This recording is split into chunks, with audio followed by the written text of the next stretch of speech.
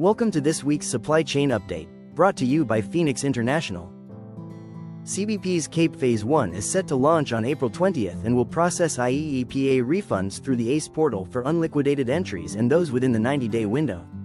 At the same time, revised Section 232 tariffs on certain steel, aluminum, and copper products are now in effect, with duties reaching up to 50% on full product value.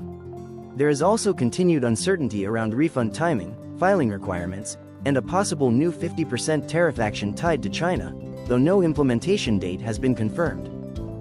On the Trans-Pacific eastbound, carriers are continuing to manage supply through blank sailings into mid-May, which has helped improve vessel utilization as demand picks up, although recent rate increases are already losing momentum. Far East westbound remains under pressure from ongoing Cape of Good Hope diversions, while congestion in Qingdao, Singapore, and North Europe continues to disrupt schedules and extend transit times. On the transatlantic westbound, vessel utilization remains high and capacity is being reduced through selective sailings, with stable rates supported by continued congestion, inland delays, and ongoing equipment shortages across Europe. Asia's air freight market remains firm, with strong demand across China, Korea, Taiwan, and much of Southeast Asia. Capacity is still tight on both Trans-Pacific and Europe-bound lanes, while fuel surcharges continue to keep overall costs elevated and rate validity short in several markets. China is seeing stronger demand from e-commerce and general cargo, while Vietnam, Korea, and Taiwan continue to face space pressure. Overall, conditions remain tight and early booking is still the best approach.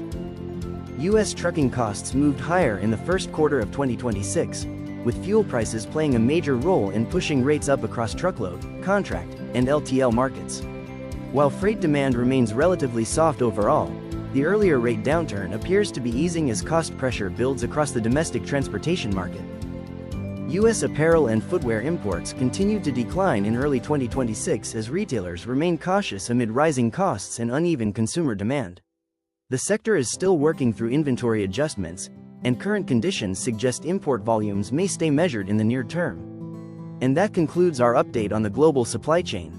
Thank you for joining us. We will continue to monitor these developments and keep you informed.